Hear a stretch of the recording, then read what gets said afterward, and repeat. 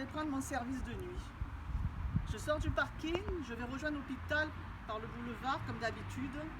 Je passerai devant l'arrêt de bus. 19h55, le K4 noir stop à cet arrêt. Moi, je me rapproche. Le conducteur laisse tourner le moteur. La portière arrière s'ouvre et elle descend. Elle ressemble tellement à une poupée blonde. Elle est jeune, bien trop jeune.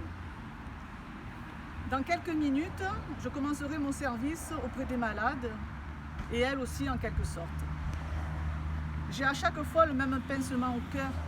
Deux destins de femmes qui se croisent le soir sur ce boulevard. Je ne peux m'empêcher de penser si ces nuits sont plus dures que les miennes.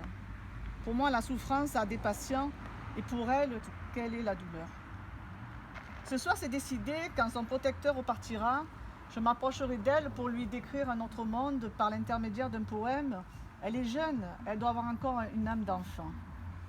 Je l'ai écrit sur du papier à fleurs, je lui remets, je lui demande 5 minutes de son temps pour le lire avec moi. Nous nous asseyons sur le banc de l'arrêt de bus, nous commençons la lecture. Il y a de la bienveillance dans l'air, les abeilles butinent les fleurs dans un joyeux bourdonnement. Les fleurs dansent au gré du vent, on ne respire plus. Alors, allons nous baigner, quelle chance d'habiter au bord de la mer. Mais il y a tout de même ce type qui m'observe, enfin quelqu'un qui n'a pas le nez dans son smartphone.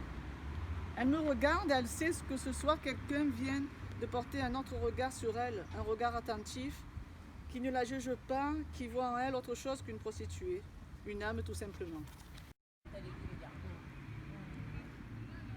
On n'est pas sérieux quand on a 17 ans. Tu connaissais ce poème, Adam? On n'est pas sérieux quand on a 17 ans. Toi, jeune Marseillais, trafiquant, mourir pour quelques grammes de stupéfiants. Toi, Rudy, 15 ans, même chemin avant.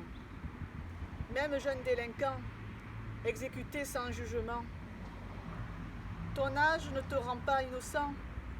Et même si dans l'adolescence restent quelques émois de l'enfant, aujourd'hui, rien n'est plus protégeant. Dans le monde de l'argent, qui offre certes un plaisir plaisant, mais un bonheur absent de l'instant présent.